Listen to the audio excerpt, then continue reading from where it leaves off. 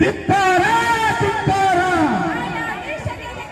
ಧಿಕ್ಕಾರ ಧಿಕ್ಕಾರ ಅಯ್ಯಯ್ಯೋ ಅಯ್ಯಯ್ಯೋ ಅಯ್ಯಯ್ಯೋ ಬೇಕೇ ಬೇಕು ಬೇಕೇ ಬೇಕು ಬೇಕೇ ಬೇಕು ಬೇಕೇ ಬೇಕು ಅಯ್ಯಯ್ಯೋ ಅಯ್ಯಯ್ಯೋ ಅಯ್ಯಯ್ಯೋ ಸರ್ಕಾರವಂತೆ ಸರ್ಕಾರ ಸರ್ಕಾರವಂತೆ ಸರ್ಕಾರ ಅಯ್ಯಯ್ಯೋ. ಈಗ ಆ ಹುಡುಗವರ ತಾತ ತಾತ ಅಲ್ವಾ ತಾತ ಅಲ್ಲ ತಾತ ಹಾ ಎಷ್ಟು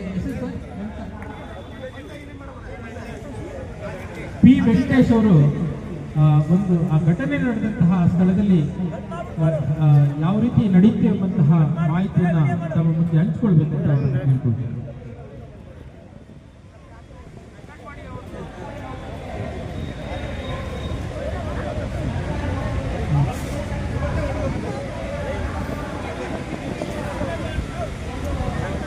ಸರ್ ಮಾತಾಡಿ ಸರ್, ಅಲ್ಲಿಂದ ಮಾತಾಡಿ, ಸೆಕ್ಟ್ರಲ್ಲಿ ಅಲ್ಲೇ ಮಾತಾಡಿ. ಕನ್ನಡ ಸಂಘ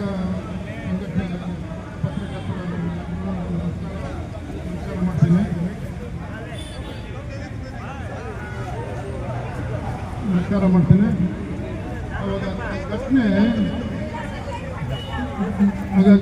ಘಟನೆ ಏನು ನಡೀತಿದೆ ಅಂದ್ರೆ, ಅವತ್ತು ನಾನು ಅಲ್ಲಿ ಬಿಲ್ಡಿಂಗ್ ಹತ್ರ ಕೆಲಸ ಮಾಡಿಸ್ತಾ ಇದ್ದೀನಿ. ಕೆಲಸ ಮಾಡಿಸೋರುವಾಗ ನಮ್ಮ ಮೊಮ್ಮಗ ಊಟಕ್ಕೆ ಹೋಗಿದ್ದ. ಊಟ ಮುಗಿಸ್ಕೊಂಡು ಬಂದಮೇಲೆ ಕೈ ಕಣ್ಣು ತೋರಿಸಿ ಬಂದಿದ್ದಾನೆ. ಕಾರು ಒಂದು ವೈಟ್ ಕಾರು ಹೋದಾಗ ತಿರುಗಿ ರಿಟರ್ನ್ ಬಂದಾಗ ನಾನು ಅಲ್ಲಿ ನಿಂತ್ಕೊಂಡಿದ್ದೀನಿ. ಈ ಹುಡುಗ ಯಾರು ಪ್ರವೇಶ ನನ್ನ ಮಗನು ಕುಡಿದ್ಬಿಟ್ಟು ಬಂದಿದ್ದಾನೆ, ಗಾಡಿ ಓಡಿಸೋದಾನೆ ಅಂತ ಬಾಯಿಗೆ ಬಂದೆಲ್ಲ ಬೈತಾರೆ. ನನಗೆ ಸ್ವಲ್ಪ ಮನಸ್ಸಿಗೆ ಬೇಜಾರಾಯಿತು. ಇವ್ರು ಯಾರಂತ ನನಗೆ ಗೊತ್ತಿಲ್ಲ, ಜಡ್ಜ್ ಅಂತ ಗೊತ್ತಿಲ್ಲ ನನಗೆ. ಯಾಕೆ ಮೇಡಮ್ ಮಾತಾಡ ಬೈತಾರೆ, ಒಳ್ಳೆ ಹುಡುಗ ಅಂತ ಹೇಳಿ ನಾನು ಇದು ಮಾಡ್ತಾ ಇದ್ದೀನಿ. ಆದರೂ ಸಹ ಅವ್ರದ್ದು ಗಂಡ ಜಾಸ್ತಿ ಇದಾಗಾಯಿತು. ಅದು ನನ್ನ ಮಗಳು ಅಲ್ಲೇ ಎತ್ತಾಗಿ ಅಂದರೆ ಸುಳ್ಳಿರ್ತಾರೆ, ಅವರು ರಿವರ್ಸ್ ಆಗಿ ಮಾತಾಡ್ತಾರೆ. ಅವ್ರಿಗೆ ಯಾರು ಜಡ್ಜ್ ಅಂತ ಗೊತ್ತಿಲ್ಲ. ಆಮೇಲೆ ನಾನು ಸ್ವಲ್ಪ ಕೈ ಕಟ್ಟು ನಿಂತ್ಕೊಂಡು ಅವ್ರಿಗೆ ಗೊತ್ತಾಗಿ ಸ್ವಲ್ಪ ಜಡ್ಜ್ ಅಂತ ಅಲ್ಲೇ ಪಕ್ಕದಲ್ಲಿ ಕ್ವಾರ್ಟರ್ಸ್ ಇರೋದು ಅಂತೇಳಿ ಸುಮ್ಮನೆ ಕೈ ಕಟ್ಟು ನಿಂತ್ಕೊಂಡು ಆಮೇಲೆ ಪೊಲೀಸ್ಗೆ ಕರೆದ್ರು ಗಂಡ. ಇಲ್ಲಿ ಕಡೆ ಕ್ವಾರ್ಟರ್ಸ್ ಪಕ್ಕದಲ್ಲೇ ಇಲ್ಲಿ ಲೇಔಟ್ ಬನ್ನಿ ಅಂತ ಹೇಳಿದ್ಮೇಲೆ ಆತ ಬಂದು ಏಕದಮ್ಮಿಗೆ ಚಂಪೆಗೆ ಹೊಡೆದ ತೆಗೆಸ್ಕೊಂಡು ಬರ್ಬೇಕು ಪಾಪ ನಮ್ಮ ಮೊಮ್ಮಗನಿಗೆ.